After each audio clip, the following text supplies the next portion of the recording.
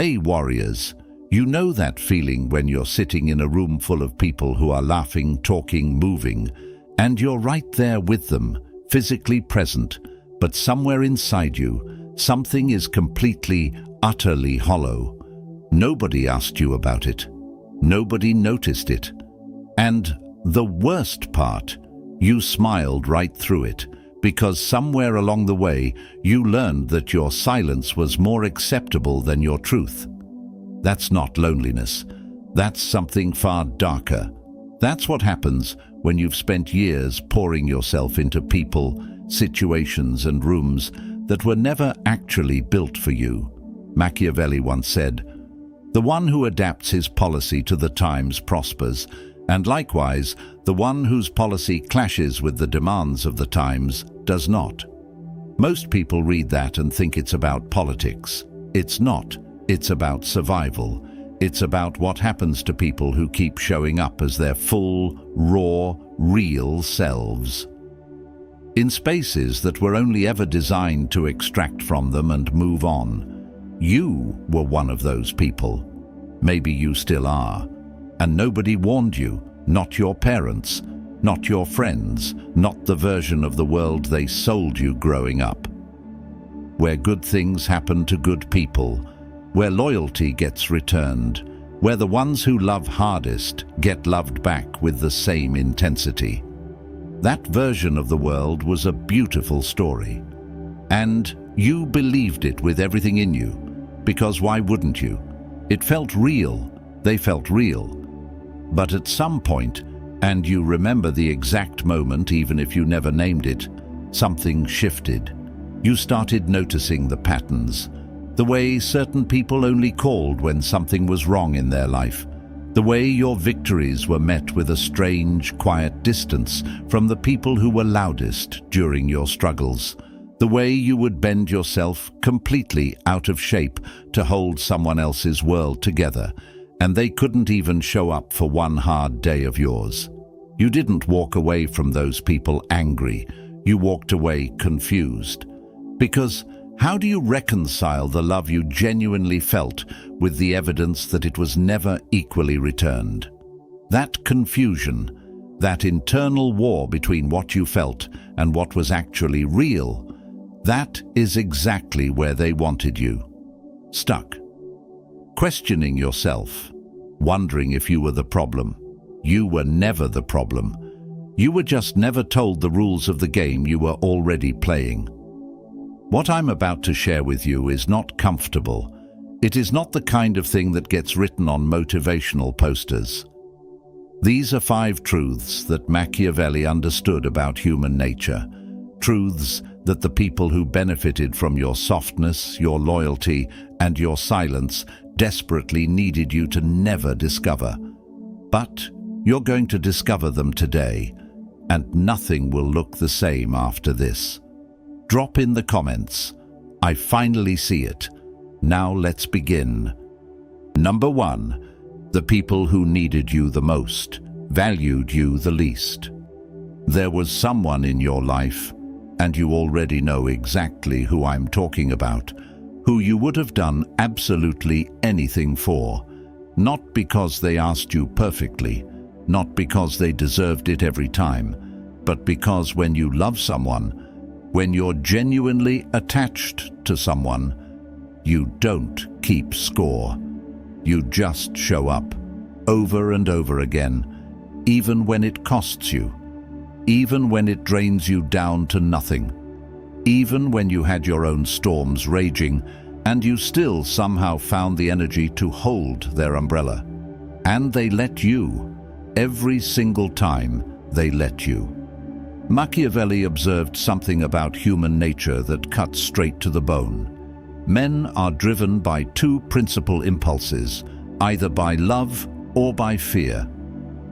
But he also knew something else, something darker, that the ones who are given love freely, without consequence, without boundaries, without any resistance, they don't treasure it, they consume it. Because the human mind, at its most primal, assigns value to what is difficult to obtain. And you were never difficult.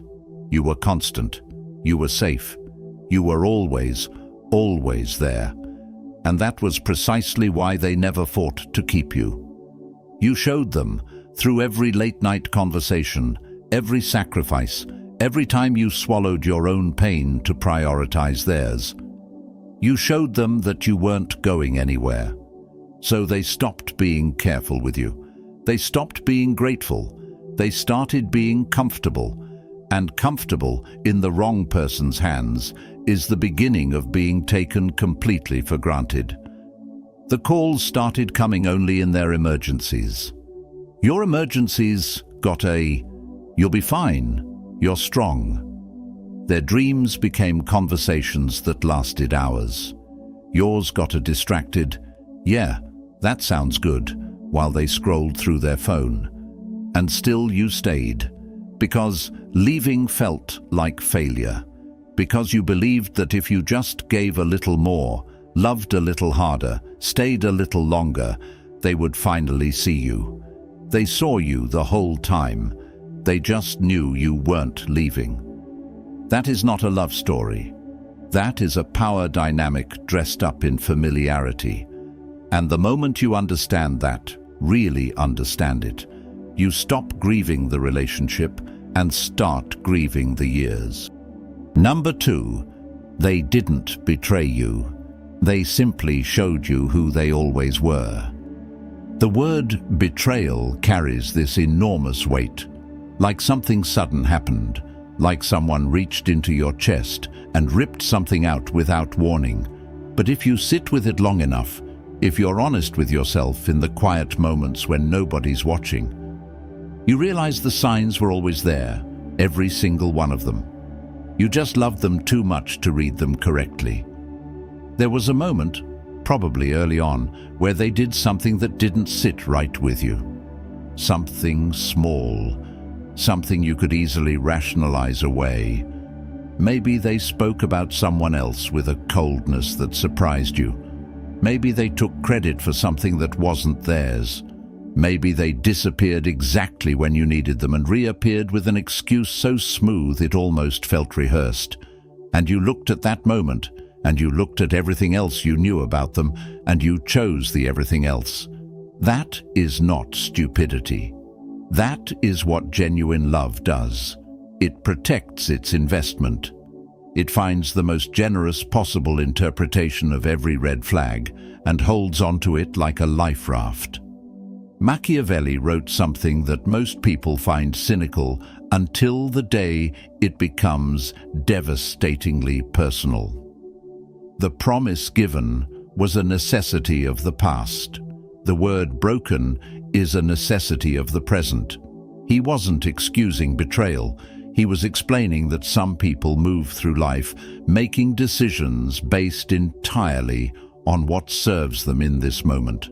And the commitments they made to you in a different moment simply become irrelevant the second they stop being convenient. That person who swore they'd always be there, they meant it. At that moment, with that version of their life, they genuinely meant it.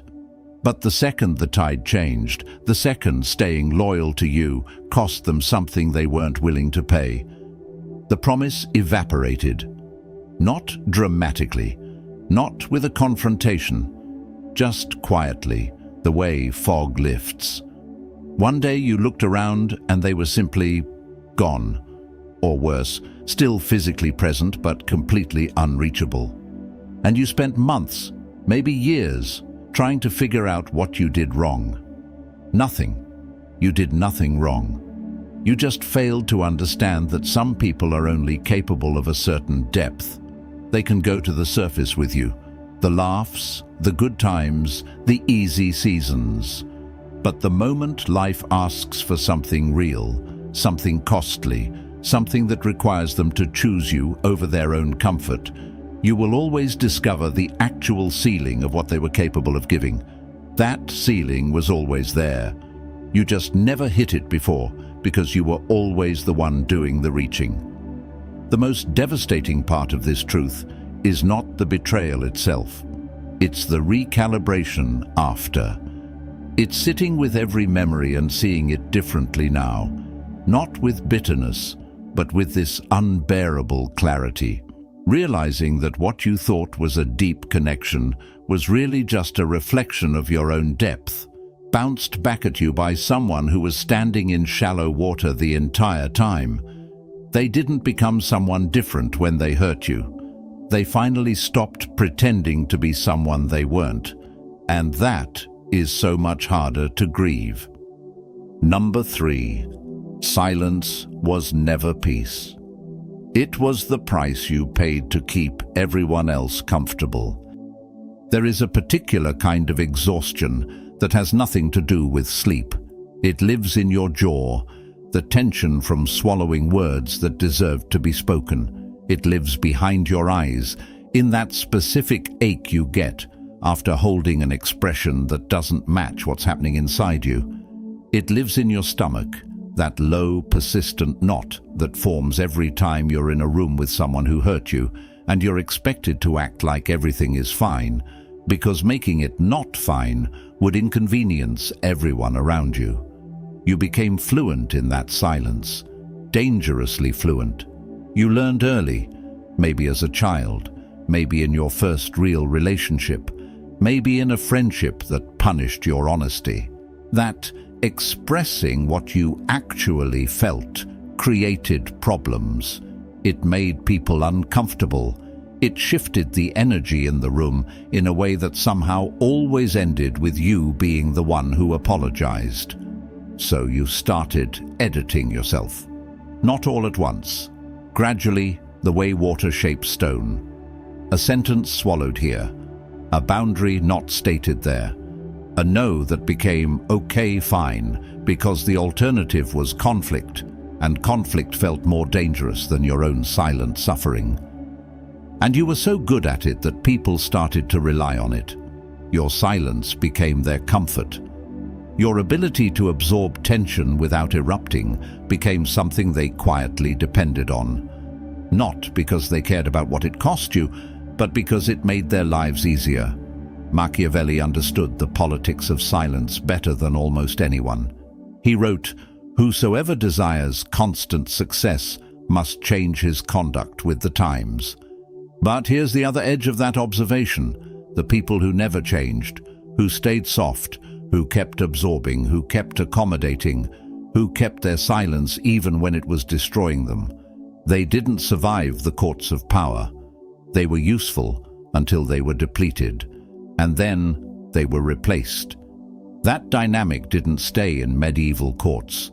It followed you into your home, into your relationships, into the group chats and dinner tables and workplaces where you perfected the art of being the person who holds it all together, invisibly, thanklessly, endlessly.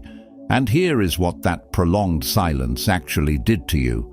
It taught you to distrust your own voice.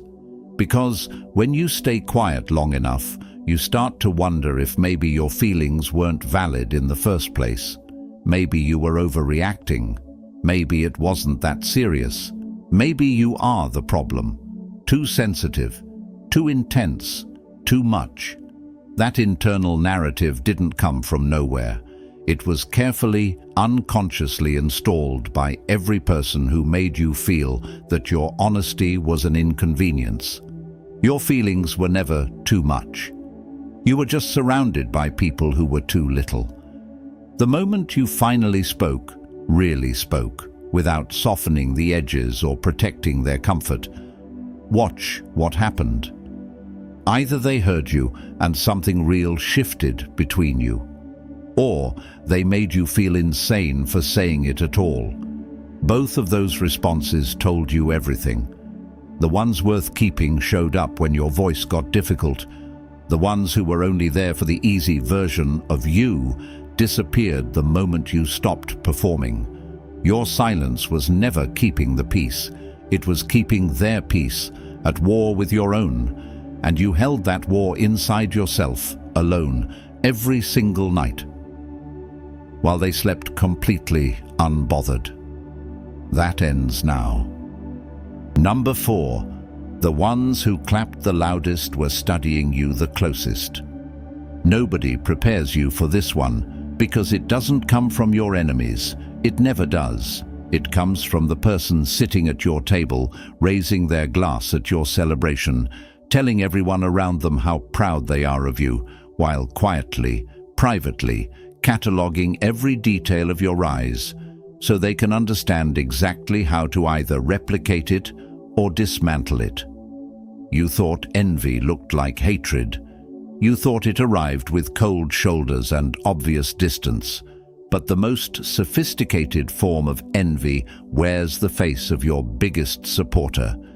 They remembered everything about you, every dream you shared in an unguarded moment, every insecurity you admitted when you trusted them enough to be vulnerable, every plan you outlined before it materialized. They held all of it, not because they were invested in you, but because information about someone you're threatened by is the most valuable currency there is, and you handed it over freely because you believed that closeness meant safety. Machiavelli saw this with a clarity that still cuts centuries later. Men are so simple and so much inclined to obey immediate needs that a deceiver will never lack victims for his deceptions. He wasn't calling you foolish. He was pointing at something profoundly human. We are wired for connection, and that wiring makes us open ourselves to people before they have proven they deserve that openness. That is not your flaw. That is your humanity being weaponized against you. Think about the person who knew your plans before anyone else, who you called first when something good happened, who sat across from you nodding, asking questions, encouraging you to share more, go deeper, be more specific. And then think about what happened when those plans started working, when the thing you built started becoming real, visible, undeniable. Did they celebrate you the same way? Or did something almost imperceptible shift? A slight cooling, a comment wrapped in a compliment that somehow left you feeling smaller, a sudden opinion about your choices that was never asked for, but arrived with sharp precision exactly where your confidence was thinnest. That was not accidental. That was someone who had been paying attention to the blueprint of you. And the moment they saw the building going up, something in them that had nothing to do with love decided it needed to interfere. The cruelest part is not the sabotage. It is the smile that accompanied it. It is the way they held your hand while doing it. It is the fact that you would have defended them to anyone who questioned their intentions, because from the outside, they looked like devotion. Only you, on the inside, felt the slow, quiet unraveling that you couldn't quite name. You are not paranoid for noticing this. You are not arrogant for understanding that your growth unsettled certain people. Not everyone who celebrates your beginning has any intention of witnessing your arrival. Some people attach themselves to your journey specifically so they have a front row seat to redirect it. Guard what you're building, not from strangers, from the familiar faces that applaud you a little too enthusiastically while their eyes stay completely, eerily still. Stillness in the eyes while everything else performs joy. Remember that. Number 5.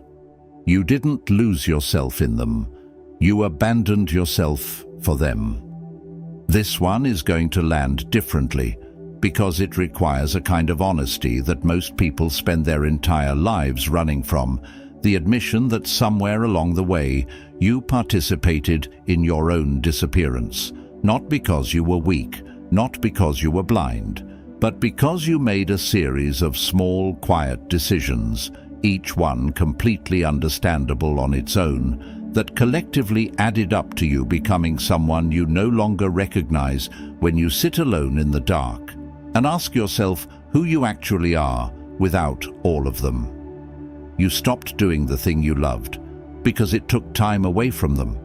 You started forming your opinions based on what would cause the least friction in the room. You dressed differently, spoke differently, dreamed differently, not because you evolved, but because you were constantly, subtly reshaping yourself to fit into a space that was never built to hold the full version of you.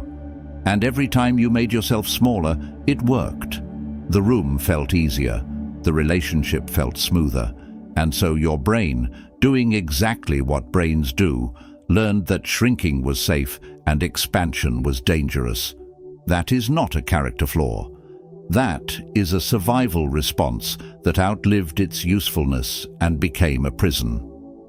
Machiavelli wrote, "It is not titles that honor men, but men that honor titles." Strip that down to its core and it says this: you're not defined by the roles you performed for other people, the devoted friend, the endlessly patient partner, the one who never complained, never demanded, never inconvenienced anyone with the full weight of their actual needs. Those were titles you wore. They were not you.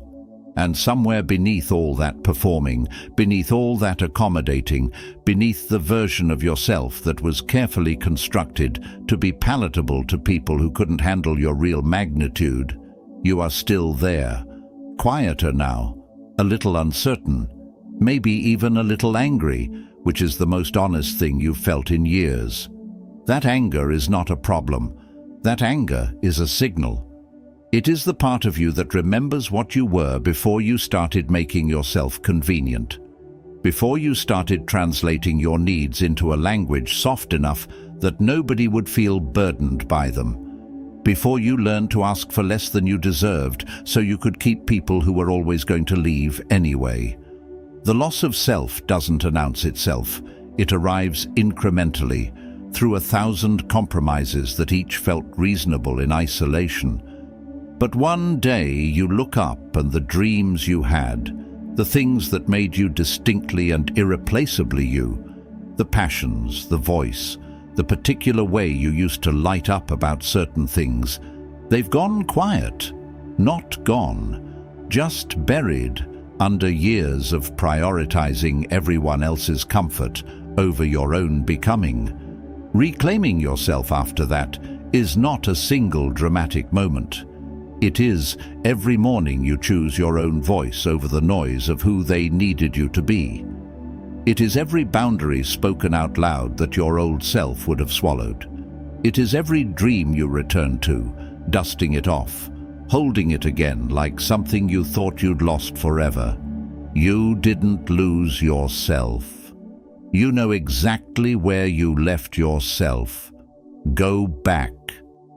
If any part of this video made you pause, not just think, but genuinely pause, the way you do when something reaches past your mind and touches something older and deeper inside you, then I want you to understand something important. That pause was recognition. And recognition is the beginning of everything. Most people will never arrive at this understanding, not because they aren't capable, but because arriving here requires a willingness to look at your own story without flinching. To sit with the uncomfortable truth that the people you loved most sometimes cost you the most. That the silence you maintained to keep the peace was actually a quiet violence against yourself. That some of the people cheering for you were studying you. That you shaped yourself around people who were never going to stay. Machiavelli spent his life being misunderstood, written off as ruthless, as cold, as cynical. But what he was, underneath all of it, was honest, radically, uncomfortably, unapologetically honest about human nature, about power, about the way the world actually operates beneath the surface of the story we're all told to believe. And the people who read him, who truly absorbed what he was saying, didn't become heartless. They became clear about who deserved their trust, clear about what they were worth, clear about the difference between people who were genuinely in their corner and people who were simply close enough to the light to stay warm. That clarity is what I want you to carry out of this video. Not bitterness, not walls around everything soft inside you, Not a decision to stop loving or trusting or opening yourself to people, just clarity. Because the most powerful version of you is not the one who never gets hurt again. It is the one who gets hurt, understands exactly what happened, and refuses, with every single fiber of their being, to betray themselves in order to make someone else comfortable ever again. You were never the problem. You were just never warned. Now you are. Drop in the comments. Now I'm warned.